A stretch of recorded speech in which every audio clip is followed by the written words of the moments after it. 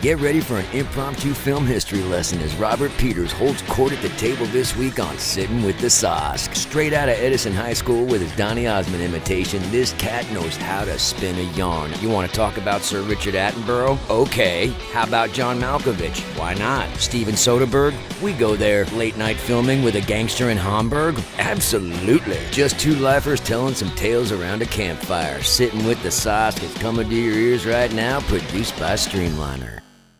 Welcome to Sittin' with the Sosk. I have a very special episode tonight and a very special guest, but I want to throw a couple shout-outs out there first, because me and the boys, first of all, speaking of boys, standing behind the camera right now is the Huffster, posing, looking like Hulkamania back there, and then we have behind the board, making it happen, making it go back and forth, working the magic. It's the Sosh man. Talk to me, gents.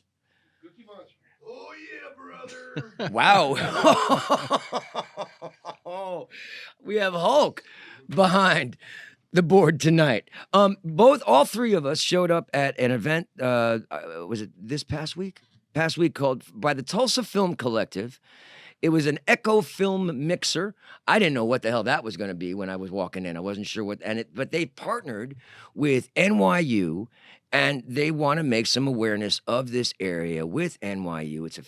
It was a fantastic night. Got to meet a lot of wonderful people. Shout out to the Tulsa Film Collective for putting that together. Well done, ladies and gentlemen. Had a good time. Had some really nice, seeing a lot of like-minded artists meet and in one room, and a lot of good energy there. Thank you for doing that. And also one last shout out, because one of my boys back home had a really stellar thing happen today that I saw online. There's a gentleman named Dean Imperial, who is a wonderful writer, wonderful actor that I knew from Naked Angels and Tuesday Nights at 9 in New York City. And this guy has gotten into South by Southwest with his first feature called Caper, with some wonderful dogs that I know in New York. Ron Pillay. Shout out to all the boys. Asa, just all you guys that have worked on the film. I'm so excited for you. Congratulations to you. Look at Dean's work, man. Watch this cat. He has been writing for Hotel Cocaine and also Imposter, and then also Godfather of Harlem. He's worked in a lot of different genres. I've known this cat for 20 years. He is wonderful. So keep your eye out for Dean Imperial. I'm going to have a little shot, and I'm going to introduce my guest. Robert Peters is joining me at the table. This is a born and bred Tulsa, Oklahoma. What are we drinking tonight? Whatever you prefer. All right, we're going to go black. I want to thank this man for joining me at the table. You want to talk about a guy who's had a career, Thanks. Another 5%er for 30 plus years. Yeah, sure. And some of the projects that this cat has been involved in are some of my favorite movies on my wall. Appreciate it. So once I got to know this cat here, salute. Cheers. Yeah, man. Thank you so much for joining us. Thanks for having me. This is great. Once I started to hear more about the stuff that you've had a hand in, I knew I had to get you here. And we're about to start working on a film together. Yeah. With one of the guests we've had at our table, Bill and Rodney, who joined us at the table, gentlemen. Robert's going to be playing in the film as well as am I. He starts filming tomorrow. Tomorrow night. Yeah, night shoot. Night shoot? Yeah. That's how you're starting. Yeah. Starting on a night shoot. If people who are not in the industry don't know, night shoots, they start at sunset and they end at sunrise. Right. And you do a couple of those in a row, and it can really mess with your system because you know you're exhausted, but the sun's up.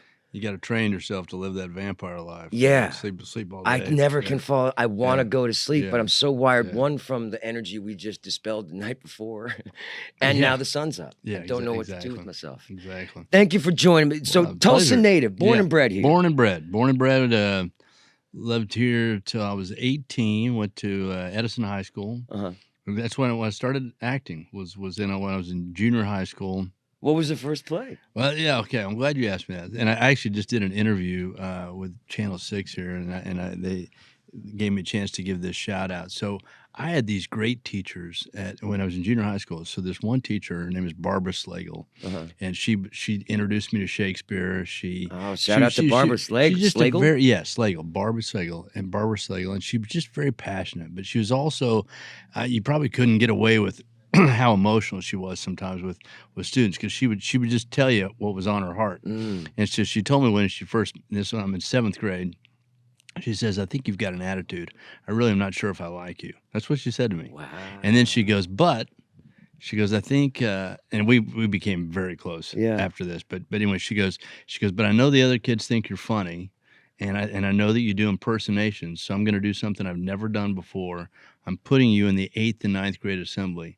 And that doesn't sound like much to anybody, but when you're 7th grade, You just jumped and to you're the and big you leagues, went man. from college ball to pro ball. Yeah, You're now JV to going to be varsity, hanging dog. with the 8th and 9th graders. So anyway, so I do this.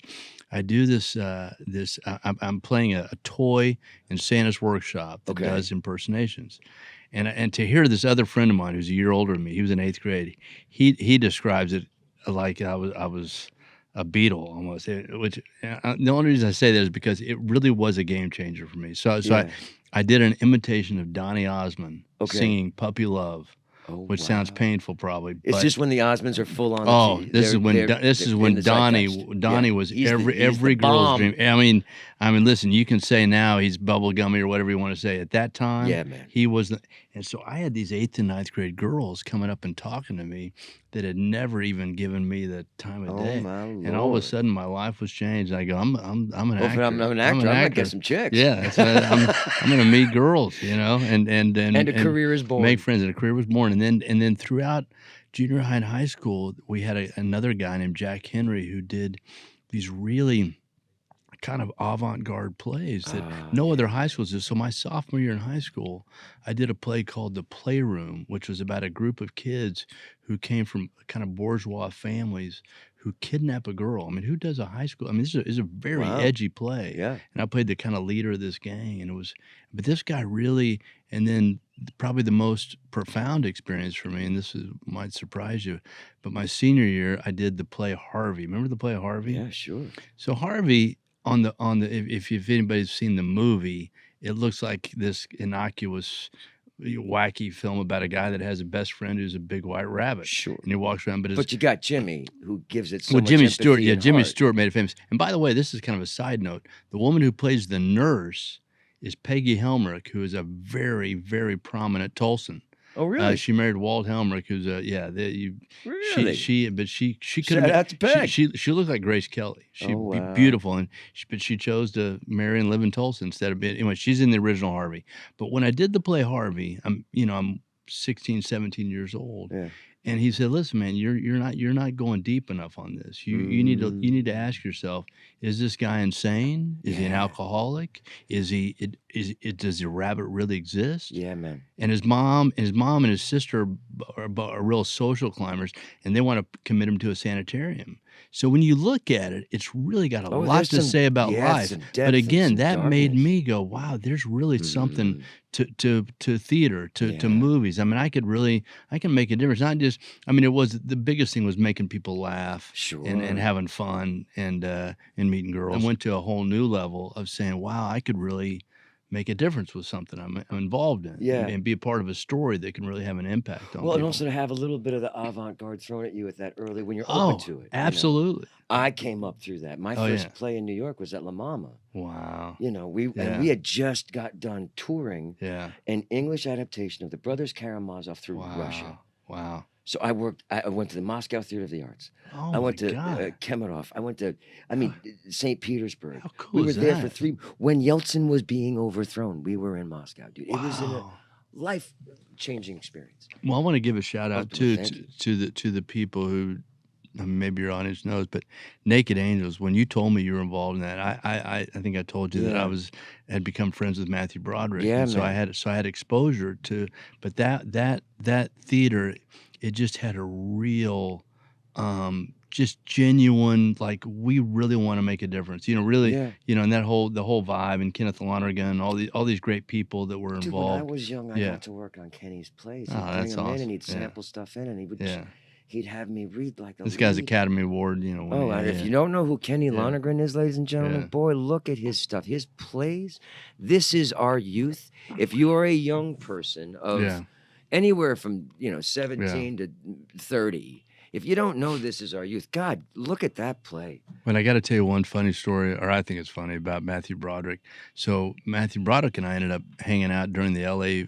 Fires and the riots. This is the wow. Rodney King, and it was Was it because you guys lived close to each other? Or did you do a no, project? because I ended up going to a hotel, Uh-huh. and another friend of mine from New York was staying at a hotel, so we were all just kind of getting. People forget when the L.A. riots happened. It was like almost like the fires now. I mean, there were fires everywhere in the city, and we're up on the roof looking down. Yeah. But he and I knew this girl in common, a woman who worked in wardrobe. I met him on Biloxi Blues before I moved to L.A. Oh wow, you And did so, Biloxi? yeah, Oh but my but God. the funniest thing was we're walking down Melrose, and I said, "So what are you doing next?" And he wasn't being modest. He really wasn't. He said, he goes, "Oh," he goes, "I did this animation thing, and I've really no idea what it's going to be like. I'm like the voice of a lion. Oh I mean, my it could be God, good, it's could the be Lion King. Lion King. Yeah, But you man. can imagine, when you do animation, Yeah. you probably don't really see the vision of the whole deal until obviously it's done. But anyway, that I was think it's changed now. It's Yeah. probably a lot more immediate. yeah, it's true. That's that true. you can see it, you can Yeah. hear it. Because I know I've had a chance to do video games, and Yeah. where those have come in the 20 years that I've been doing it Yeah, is crazy. yeah. Ladies and gentlemen, there's a car outside Yeah, that's old that is school. honking That's an old school. irrevocably, Yeah. and someone hasn't realized that their key is in their pocket when they're taking that poop. It would almost sound like Oh, yeah, we got it. they just got it. Someone no, and it came back. That's comedy. That's comedy right there. It almost imagine someone's got a club on their steering wheel. Like, wait. Is it this car right here that's doing the? Oh no! Yeah, somebody's got car issues outside. Well, Anyway. enjoy the music in the background. If you do hear it, hopefully you don't. We'll try to sort of rise Right. above the fray. God, you just mentioned so many projects. Yeah. So the first we had lunch and we were talking to the director of this project that we're about to work on. Right. And one of my favorite films that really was a game changer for me was Chaplin. Oh yeah. And you had a chance to work on. Oh, that was my game changer after I'd moved to LA. So when I moved to LA, and I was talking to these guys earlier about it. I couldn't get an agent. I couldn't get an audition, and I did production work. Okay. So you're around it. But I had some great gigs. Well, I was already in the Screen Actors Guild. I'd done a movie out here called Kansas with Matt Dillon and Andrew McCarthy. Oh wow. And so the director and the producer said, "Hey man, you should pursue this thing. Move out to LA." So I moved out to LA. Can't get anything going. But so I called this producer. I said, "Hey man, I saw you're doing a movie. Can I audition for you?" He goes, "You're too late, man. We've already booked it. But how would you like to work as an assistant for one of our actors?" So one of my first gigs, I'm working as assistant to John Travolta. So John Travolta, I worked for Where is on this 2 or in 3 his movies. career at this point? This is pre-Pulp Fiction. So, ladies and gentlemen, we had a car issue outside. Huff went out, fixed the car, actually probably bought somebody a new car, and that now is gone. The honking is dissipated. Huff is back, huffing. But you did a real, wow. And he's got the guns to show it. So we're back here. That was impressive. We were talking about experience at Biloxi Blues. Yes. Talking to Matthew Broderick. Right. Matthew Broderick talks about him. I'm voicing the fucking lion. I don't know what the fuck it's going to be. Turns out to be Lion King. Yeah. But you were talking, you had mentioned briefly earlier about, starting, and then that brought me to LA. Right. How did you get, what got you there? Yeah. So the gumption to do that. Yeah. To make So that jump. I'd done all this theater all over really. So I'd done a lot of theater, but that's when I started working in movies. Was with like Biloxi Blues, Right. and they did a movie called Pass the Ammo with Tim Curry and Annie Potts and Bill Paxton. Oh, wow. Dude, the and people that you got to work with. Yeah, and they shot that in Eureka Springs, Arkansas. So they were doing all these movies in and around Oakland. This is before I moved to LA. And so then I did another movie in Kansas, and that was with Matt Dillon and Andrew McCarthy, and it was a great film. Right. It was but on that film, I became pretty close to the producer and the director. It was an Australian guy. And they said, "Well, you need to make a move. Either go to New York or LA." And I kind of always wanted to live in LA, so that's when I moved to LA. But all right, but You don't know anybody. No. You have no connections. I knew one prop guy. And Is that the guy you called, or did you just pack up a car and go? oh no, I just packed up my car and went. I mean, as far as the actual move, it was. I mean, Now, do people here think you're crazy, or people like, what are you no, doing? it Or was. they're like, I guess go there get was. it, or, Yeah, you know, that's a great question too. You know, it was funny. I remember some guy in the kitchen. Are we allowed to cuss on this? Yeah, dude, cuss your So fucking this head off, this guy was giving me shit, but he was a guy. He was a guy that I really looked up to. He's a friend of my dad's. Okay. And he goes, "Oh, gonna be a big shot, huh? Big star, moving out to Hollywood, are you?" And so my dad turned around, and my dad was a pretty pragmatic guy, and he turned around and he goes, "I think he just wants to make a living at it." And that was a perfect thing to say because that was in my mind. That's and nice. that was in my mind. Yeah. And I thought, and you know, it's like anybody. You grow up in Oklahoma or you middle America, and you think, can I make a living at being an actor? Is that? I mean, I love doing it. Yeah. I mean, I remember the first time I got paid to do theater. I was like, "You're paying me to do this?" Yeah, dude. You know. So I mean, I loved it that much. So when I moved out to LA, it was starting over again. Yeah. Now, so you're doing board stuff, but did you find the process of jumping from boards to the film any different? Did you find that sort of seamless? Because it seems like you're working here in Oklahoma. Wait, when you say board stuff, what do you mean by that? The boards, theater.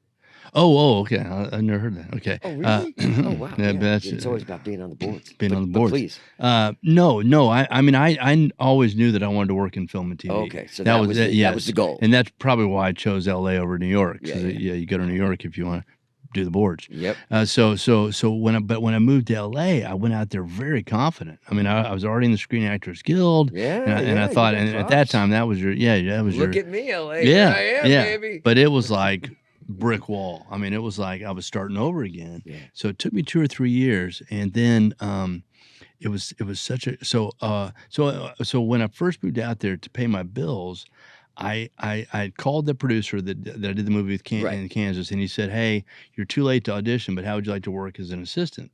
So that's when I started working as an assistant to John Travolta as one of my first gigs out there. Yes. So I'm working for John Travolta, which is a great job. I mean, it can either be the worst job or the best job. Right. But in my case, it was a great job. I learned a lot. Yeah. And then after that, I worked for Ted Danson as his assistant. Then I worked for Kevin Bacon. Yeah. Oh boy, dude, you're working with some I feel are gems in the absolutely, industry. and everybody I worked for just couldn't have been nicer. Couldn't have been, but it was really great. And so, but the whole time I'm saying I'm really an actor, you know, and I've been here now when I'm working on a film as an actor, and somebody in the crew says I'm really an actor, and I feel for him because it's hard to make that cross. And what happened for me was the last job I did in production.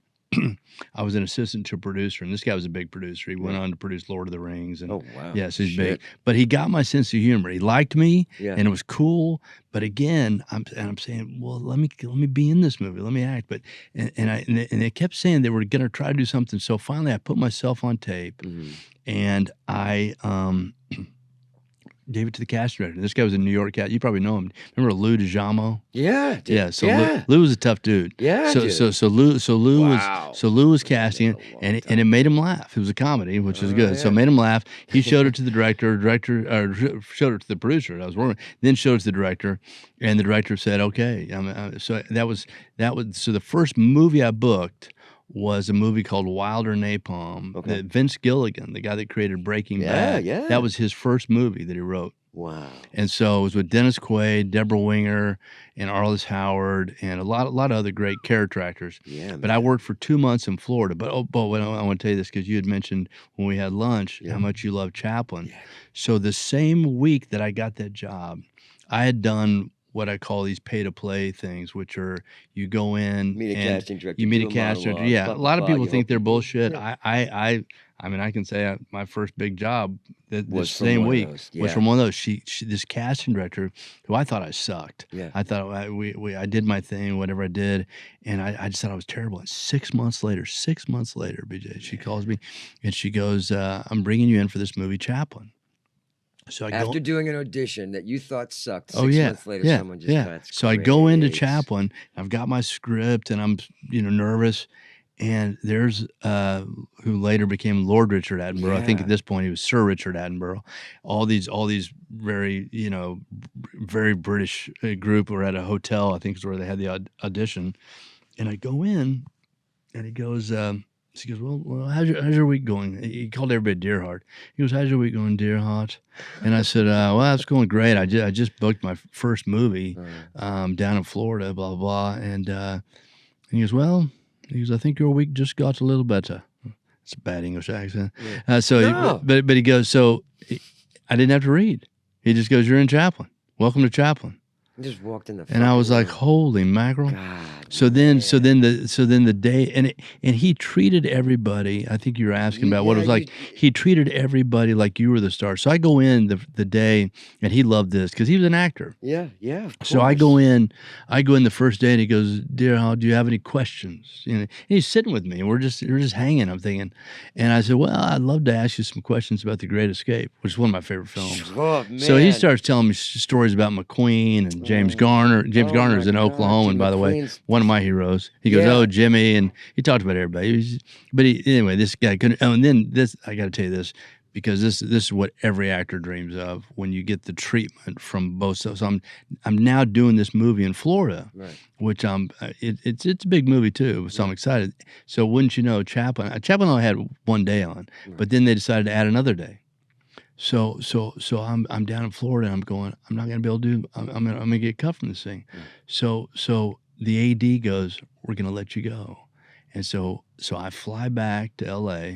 Now I've got a Burr haircut. Now in Chaplin, I have a 40s haircut. The scene that I have is in The Great Dictator, which is it was a cool thing. It was Life Imitates, because it's the scene where Chaplin is speaking for the first time on film, and I'm the camera guy. So, but anyway, so I go back, and I'm standing there, and this AD has become one of my best friends. He's still one of my best friends to this day.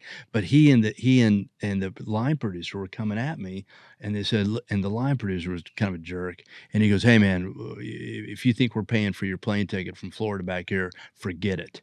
And I was like, "Listen, I could care less. I'm going. I'm just can't believe that they're going to do my hair. It's going to work. Yeah, I got a Burr haircut. Yeah. And they said, don't worry about it. And everybody on Chaplin was like top of the game. Wardrobe, hair. I mean, these people did my hair in like 30 seconds, and I'm going, I couldn't even tell where my hair began. That's amazing. But the coolest thing about Attenborough was, and this is why he loved actors. You could tell he loved actors. Yeah.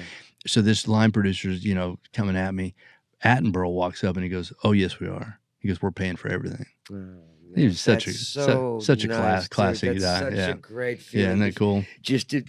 You're worthy. Yeah. Well, he made you feel worthy. I mean, at that time, I mean, those were the first two movies I booked. So I was like, I really did. I felt very honored to be on those. Yeah. Was Downey, I mean, that's a game changer. That's the phenomenon. Everybody on that movie, you had Kevin Kline, you had Diane Lane, you had Anthony Hopkins, but Downey was he was having trouble at that time, but you never knew it. Right. I mean, he was super professional, super nice guy. I did a movie with him just after that too. Couldn't have been nicer. Couldn't have been more professional. And I never heard anything bad. I never heard anybody say anything bad about him. That was a game changer. Oh, absolutely. But dude, to think of the directors that you've worked with. Yeah. Dude, you've worked with Attenborough. You've worked with Spielberg on Lincoln. You've worked with Ocean's 11, Soderbergh. Yeah. I mean. Yeah. I've worked with Spielberg twice. Clint. Yeah. The list goes on and on, man. Wolfgang Peterson. And that was Yeah. All right. Oh, wait, hold it. Wait, where is it? Here we go. Yeah. Yeah, that's a bigger crowd. That's nice. I'm applauding. I'm applauding. No, not applauding myself. I'm applauding that I worked with those people. But I'll say this. I pinch myself with both the directors that I've worked with and the actors that I've worked with. The people that I've always looked up to, and Clint Eastwood definitely being one of them. Sure. But with Spielberg, I'll say this. Spielberg's in. So the first time I worked with Spielberg was on Catch Me If You Can. Oh, right, that's right. Which with a guy who, this is also just amazing because Did you work with the real guy, Frank Abagnale, lived in Tulsa, Oklahoma. Oh, that's right. And he and I became friends. We were flying back on an airplane. My scene is at the airport. I play a dumb FBI guy. I play a lot of dumb guys. I'm not sure what that means, but anyway. So, but I'm. Fun, listen, I embrace the dumb. Oh yeah, you're listen. real, man. You have a blast with that stuff. I appreciate it. Really nothing more fun than playing a guy that's got got the bravado, like he knows exactly what's going on, and he doesn't have and you, the audience, know that this guy's clueless. Yeah. Yeah. Your bike cop. Yeah, dude. Yeah. Even the Ocean's 11 guy. Yeah, I'm a little bit of a buffoon. Oh yeah, no. In fact, I'm glad you brought that. I had a chance to work with Soderbergh as well. Okay, then you know, because Soderbergh, more than any director I've had the great fortune of working with, I never saw that guy sweat a beat. Not a beat. I mean, he shoots. Yeah. He edits. Yep. He does everything. Yep. So my goal was to make him laugh behind the camera because he's behind the camera. So I go, because he let us improvise a lot. We improvised. I worked 5 weeks on that movie, believe it or not. I mean, you don't see me that much, but it was enough time. I got to go to Vegas, and that was probably one of the most fun jobs. Yeah, and great, of course, great people on that. But Soderbergh was amazing, and then. Because you were hanging with Garcia, probably. Yeah. Right? Garcia was in your scenes. Yeah. And that was the other thing too. So like you have actors, directors, and you have, I would say, more technical directors. Like Attenborough, I would bet you wouldn't know a lens if it hit him on the head. But when you've got a DP like Sven Nykvist, if you know that, you pretty much don't need to worry about the camera. You put your team together. Right? Spielberg maybe does both, but I think Soderbergh even takes it to almost another level. It's because he's a DP on it, and I think he maybe even edits predominantly. But he's also a great actors director because my stuff was with. If you saw the original Ocean's 11, which was basically an excuse for Sinatra and Dean Martin to have to drink in Vegas. I mean, there was no story, there was no acting. It was just like, hey, okay, great, let's rob casinos, yeah. But the reason to me the Ocean's 11, especially the first one, had the most appeal was because Garcia. You believed he was a jerk. You got to have the villain. You got to have the guy that you're rooting for, Clooney and Brad Pitt and all those guys. Yeah. And by the way, when I got on set, I mean, most people were excited to meet Clooney and Pitt and Julia Roberts. I was like a kid meeting Carl Reiner. Carl Reiner was a hero of mine. I mean, to me, created maybe one of the biggest pioneers of television. I mean, and very funny guy. Ladies and gentlemen, if you don't know who Carl Reiner is, go find out who Carl Reiner is. Yeah. Because he's the godfather of so many things that created Dick Van Dyke Show, and things that you watch now are derivative of these things that he created. Yeah, Steve Martin, a lot of stuff with Steve Martin. Yeah, he's amazing. But so that was so when I did those first two movies, right after that, and this is kind of, you'll probably appreciate it as an actor. So I still don't have an agent. So I get those two movies, and then I called that AD friend of mine, and then when I met on Chaplin, I said, "Hey, what's your do I do now? What's your next movie?" Well, no, I'm tracking them. I'm tracking everybody because that's my only way in. Yeah. And he goes, I'm doing this movie called In the Line of Fire. And it's with Clint Eastwood. It's got John Malkovich, and it's a German director, Wolfgang Peterson. I said, "Can you get me an audition?" He goes, "Yeah. Let me call and see if I can do." So he gets me an audition. And I go in, and I'm playing a duck hunter. Yeah, no. And you're doing that duck hunting scene with fucking John Malkovich. Yeah, and by the way, I wrote half that scene. And this was a very cocky thing, but I improv is my thing. I mean, sketch comedy is my thing. So, but imagine going into this, and you've probably had some hard auditions. But I'm sitting out in the waiting room. And these were, at the time, the biggest casting directors in the business for a long time, called the Casting Company, Janet Hutchinson and Jane Jenkins. And they cast Spielberg's, Ron Howard's, everybody's films. So I'm sitting out in the waiting room, and she goes, and I can hear him. She goes, "Who is he again?" He goes, "Oh, he knows somebody in production. Robert, you ready?" I go, "Great." Oh boy, they're excited. They're excited. Yeah. And I'd already heard from my buddy that they wanted to hire both actors from New York because it was shooting in Washington D.C. So I'm thinking, the chances of me getting this is about whatever. But I kept my head. I kept my head, and I loved this role. And I changed the dialogue. So I'm improvising stuff, which is pretty cocky for the audition. Yeah, man. And they loved it. Oh, and they loved it, and that movie really almost to this day is a calling card for me. I mean, a lot of people because they used it's only one scene, but they used it for all the marketing and all that stuff. Man, so, and Malkovich is just like What was all right? So you're walking on. So you have one day on set, 2 days. Well, I was there for a week, but yeah, 2 days of working. I So you think. got 2 Yeah, days. yeah. And when something you like so when you're about to go to set, Yeah. you know it's Malkovich, right? Yeah, oh yeah. All right. Have you met him yet? No. No. So you're about to work with freaking John Yeah. Malkovich. You Yeah. know the scene that's about, and he's about Yeah. to blow you the hell away. Yeah. But in this whole, what is that? Well, two things. So again, because I felt confident that they liked. Obviously, I'm there now on set. Yeah. And I like so we went to rehearse it, Okay. and we're rehearsing it, and the writer, who's a great guy, and I never knew what happened to. His name was Jeff McGuire, great guy, and he's right. And so we do the rehearsal, and I'm like the original script said, "Do you mind if I shoot it?" And I said, that's not how a good old boy would say it. I said, "Do you mind if I give her a little dance?"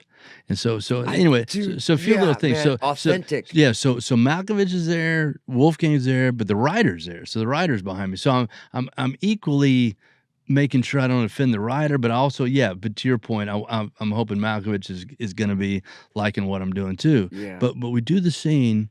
And the director goes, the writer is right behind you, yeah? And I said, I know, I'm waiting for him to hit me over the head. and Jeff goes, no, man, I love it. Do what you're doing. That's So nice. then we went over there. So Malkovich is so intense, but I think we talked about this at lunch too the other day. There are actors that have this intensity, but you also know that underneath it is this dry humor. Yeah. And so I can't remember what all we talked about, but we had a great conversation because we were there the whole day just by that duck pond.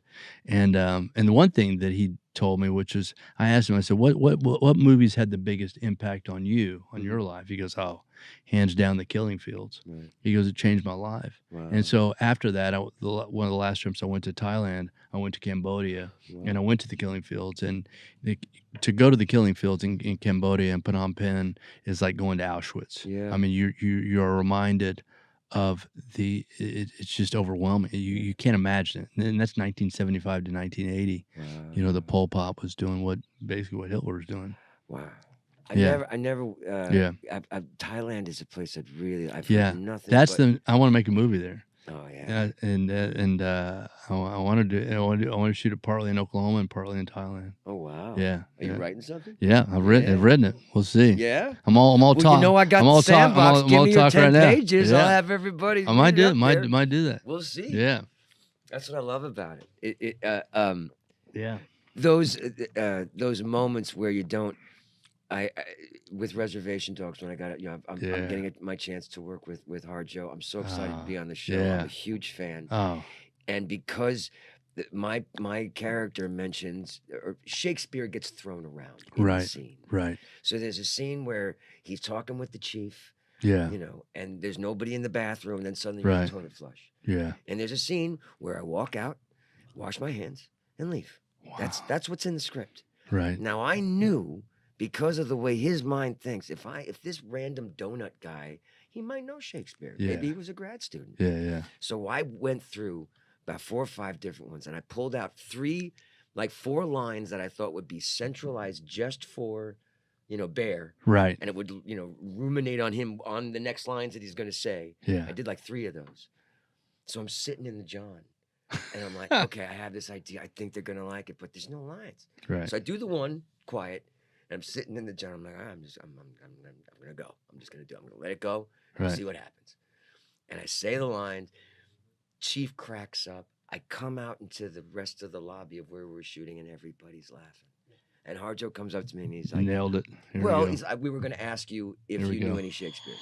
It was, yes. I was like, oh God, thank God, all my thoughts, all my ideas of authentic choices. Yeah, but you're right. Yeah. And it's just it's a great feeling, isn't it? Because you're bringing what someone else wouldn't have thought to bring. Yeah.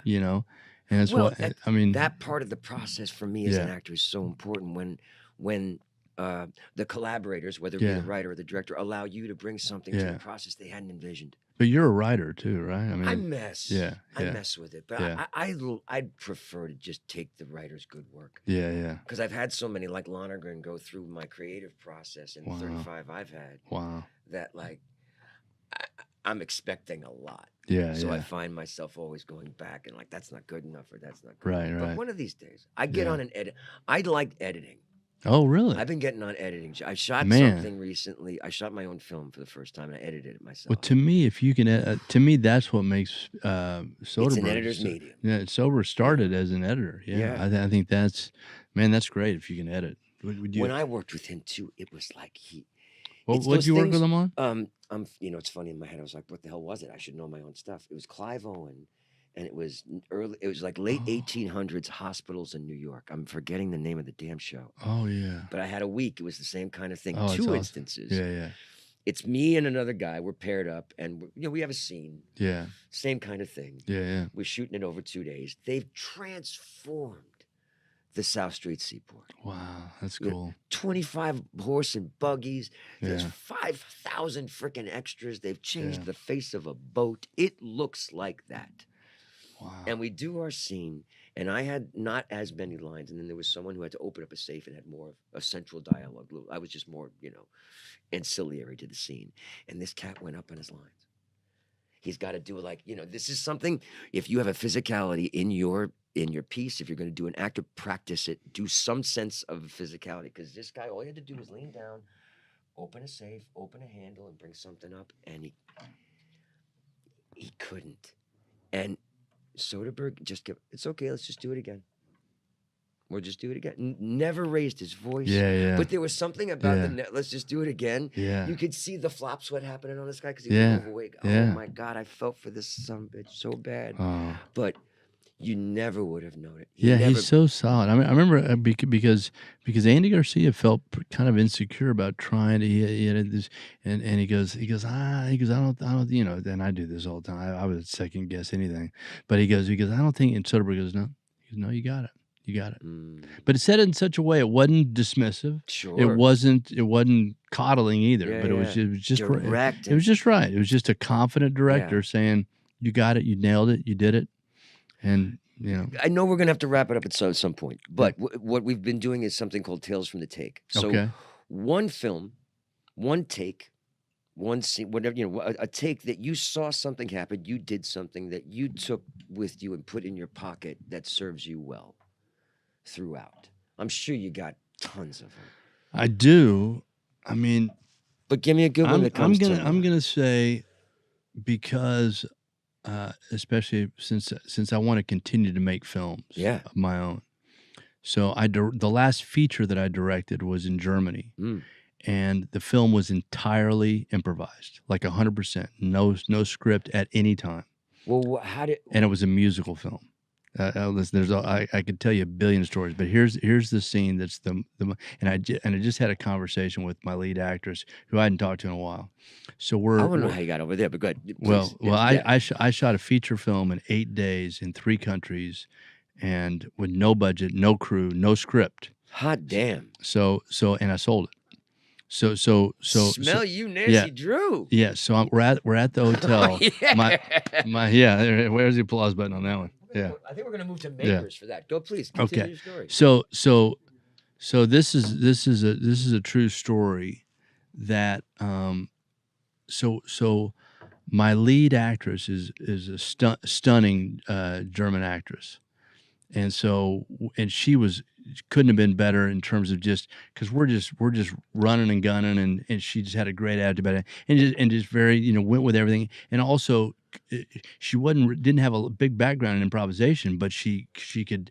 I'd tell her the beats of the scene, and she'd just do it spot on. Yeah. But we're coming back to a hotel late at night. We've been shooting all day.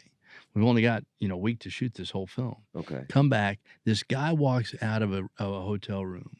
He's got a scar down the side of his face like this. And he sees my actress, and his face just lights up. She's a beautiful woman. Okay. And she goes, hey, and they hug each other. And she goes, do you know who this guy is? I said, no. She goes, he's famous. His name is Callie Schwinson. He's like a mafia guy. Right. It's like the cops don't bother him, the bad guys don't bother him. I mean, this guy's the real deal. Oh wow. And she got my movie is about a motivational speaker that I play, who's a bad one. But he's a happiness counselor for companies. That's the story. So she goes, do you want this guy to be in the movie? I said, yes, I do. So I have to think of on the spot. So you're asking what do you call it? Tales from the take. Okay, tales from the take. So get ready for this take. So on the spot, we think of how we're going to incorporate this movie. So we tell the guy, and he's not an actor. Right. So but we say, okay, here's the deal. You're going to be friends with that actress, and you're going to show me what your version of happiness is. Okay. So what his version of happiness is the Reeperbahn, which is the red light district of Hamburg. Oh my Lord. So you could never in a billion years. We're walking into strip clubs in Hamburg with a camera and a crew, and everybody just goes, "Hey!" But get ready for this. So this is the real tale. So we're driving over. We're driving down, whatever that street is in Hamburg, which is the Reeperbahn. Now, I guarantee you, this is like driving down Sunset Boulevard with traffic, or pick a street in New York, or pick Peoria. Broadway, whatever. So we're driving down. We're driving. I'm just saying it was a very busy area. So this guy gets cut off by somebody. Okay. But you don't want to cut this guy off. So he is livid. So he starts. Remember, we're talking about happiness. I'm saying, I feel like you and I are two peas in a pod. I'm doing my motivational speaker spiel when this happens. Right as it happens. So he blows up, gets out of the car. First, he cusses the guy out in German. Camera's going. That's I got to say. This guy named Dan Mervish, who's a filmmaker himself. Dan Mervish. You probably know Dan. He's one of the founders of Slam Dance Film Festival. And so he's running the camera. My actress is in the back seat too. I'm sitting in the front seat with this guy. So this guy gets out of the car. Now he's not a big guy, but he's like a pit bull. I mean, he's really tough. So this big, huge guy comes over and is gonna get in this guy's face. And so with 3 punches, camera's still rolling, 3 punches, this guy takes him down. Blood's coming out of the back of this guy here. He goes down, camera's still going. I wanted more coverage, but I couldn't really ask for it. So we go there. Hold there. I want to do a reverse. But I was just talking to my actress about this. He gets in the car. And I said, the camera's still going. I said, Callie, hostility comes from a deep place. And I've got a chapter in my book that I talk about driving and rage and what. And now the actress is in back going, don't do it. He's gonna get you. Yeah. And his face goes. He's looking at me like, am I mocking him? Uh-huh. And so I think one of two things saved my life. One, his English wasn't that good. Yeah. And secondly, I think he remembered we were making a movie. Right. Because otherwise, I'm a dead man. Right. So then we go into these strip clubs, and that was the amazing thing. So the second time I almost lost my life that night, but we got on camera. We're going to strip clubs, and everybody knows this guy. So we're going and shooting. We go into some S&M club, and again, my guy's a motivational speaker, so he's making analogies out of everything. But we go into this other place. So I said, listen, man, we're not paying anybody anything. We got no money. Yeah. So I said, I'm happy to buy everybody drinks, of course. So he starts buying everybody drinks. Oh, like the whole club. Now we're out in the alley, 3 a.m. He's pissed now because I said, I told the actress, I said, listen, man, I can't buy everybody drinks. So he looks at me, he goes, you know how lucky you are right now. I said, I do know how lucky I am, but I can't. Anyway, we resolved that. But and then he he was like, dude, you got out of there with your life. Yeah, and later on, I didn't know what he was. No scar. Why? Oh yeah, exactly. No. I'm serious. He's the kind of guy when you shake his hand, the blood comes out of your head. Oh my Lord. So, but also when we finished the edit, I didn't know. I was kind of like that too, actually. But I didn't know what he was going to think of the movie. I mean, it makes him look cool, right? But we got the fight scene in there. We've got the whole. Oh my God. And he loved it. That's fantastic. Yeah, no, it's pretty cool. Just run what the world is throwing at you. Yeah, I think that's the key. I mean, you mentioned at the beginning of this thing, yes and. I mean, that's the bit, and that was the best yes and. I mean, that was like for everybody because we all stayed in it. Wow. And we made it work. You know? How did you find yourself in German? So I was being flown over there with 3 films. 2 were short films. Right. You mentioned South by Southwest. Yeah. So and the other was a feature film that I'd done with Dan Mervish that Dan directed. So, but the short film I was excited to show, and I premiered it at South by Southwest.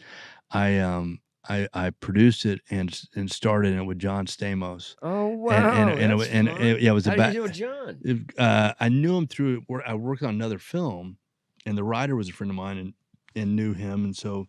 But it was called I Am Stamos, and you might have. It was about a character actor like me. Yeah. Who yearned to be the leading man. I wanted to be the leading man. So I make a wish at my birthday party to look like John Stamos. And all of a sudden now on camera, I look like John Stamos. And Stamos is yeah. playing you. Yeah, and then I got to kill him, of course. Oh my God. Can you see this anywhere? Yeah, it's online. It's on YouTube. Right, I am Stamos. We're gonna figure out. I'm about 40 pounds heavier, but I did it for the role, of course. Yeah. And you look fantastic. Yeah, thank you. Man. We're gonna figure out a way to put some of these films on, so that some of you. I've just been staring into your baby blues. I haven't looked at the camera at all. Talk to me. Talk to me. Interview. Talk to me. It's been exciting. Yeah. We're gonna put some of those films that he's been in, so you can see them. Look at this man's IMDb and just think about all the places you could connect the dots through the film world of the places that he's touched and the things that he's learned from. And he just continues, which I think is so important. Remain humble, keep doing the fucking work, and just showing up, man. Yeah. And being open to it. It's a pleasure to have you. Thank you for man. all the tales. Thank you. And I love you're doing this in Oklahoma. Thank and you. I love that this is hopefully the beginning of a lot of things coming to Oklahoma. I don't want to say that like, I'm the only one that ever, I'm not the beginning. I'm trying to continue the things that have started here that people might not have known about. But I'm setting up roots here. Yeah. And I want to meet more of the people like yourself in the fields, in all the different fields, and get us more together, get collaborative, and spin yarns. Yeah. So I'm looking forward to playing with you. Yeah, a lot of talented people here, man. Yeah, look forward to it too. Yeah. Ladies and gentlemen, this has been Robert Peters at the table. I hope you enjoyed. This was a really, I thank you. It's so many films. It's amazing how you can go through, and I hope that someone can look back and like, man, this guy connects to some of my favorite movies. So he must be doing something right. I hope that that could be said about me someday. I appreciate it, man. Thank you. Keep doing the good work. Thank you, man. And keep praising Oklahoma. Thanks for joining us at the table. Ladies and gentlemen, we'll be back next week. I want to thank Robert for joining me. I want to thank Huff. I want to thank Sosk. I want to thank that guy out there who was letting his car beep so we could see Huff run out there. And yes, thank you. Peace out, everybody. We'll see you next week. This has been Sitting with the Sosk. I'm PJ Sosko. Peace.